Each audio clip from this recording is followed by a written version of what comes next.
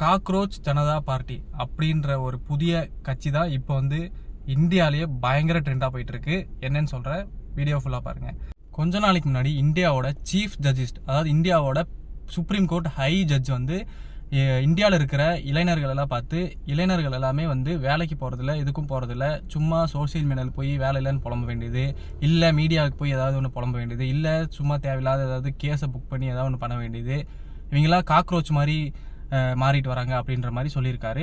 30 வயசு ஏஜ், அதாவது அந்த ஏஜில் இருக்க ஒருத்தர், அவன் பேர் வந்து பான்ஸ்டன் யூனிவர்சிட்டியில் படிக்கிறான். அவன் வந்து நீங்கள் எப்படி எங்களை வந்து காக்ரோச் அப்படின்னு சொல்ல போச்சு, காக்ரோச் எல்லாம் ஒன்று சேர்ந்தா என்ன ஆகும் பார்க்குறீங்களா அப்படின்ற மாதிரி சும்மா விளையாட்டுக்கு ஆரம்பித்த அந்த கட்சி பேர் தான் காக்ரோச் ஜனதா பார்ட்டி, அதாவது சிஜேபி.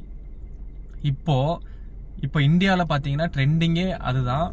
இப்போ பிஜேபிக்கு பார்த்தீங்க அப்படின்னா 8.9 மில்லியன் ஃபாலோவர்ஸ் தான் இருக்காங்க. ஆரம்பித்த 4 டேஸ்லேயே பார்த்தீங்கன்னா 20+ மில்லியன் ஃபாலோவர்ஸ். சரியான க்ரோத்துங்க. எப்படி தான் இன்ஸ்டாகிராம் அல்காரிதம் வந்து அந்த இன்ஸ்டாகிராம் பேஜுக்கு மட்டும் ஒர்க் ஆகுதுன்னு எங்களுக்கு புரிய மாட்டேங்குது.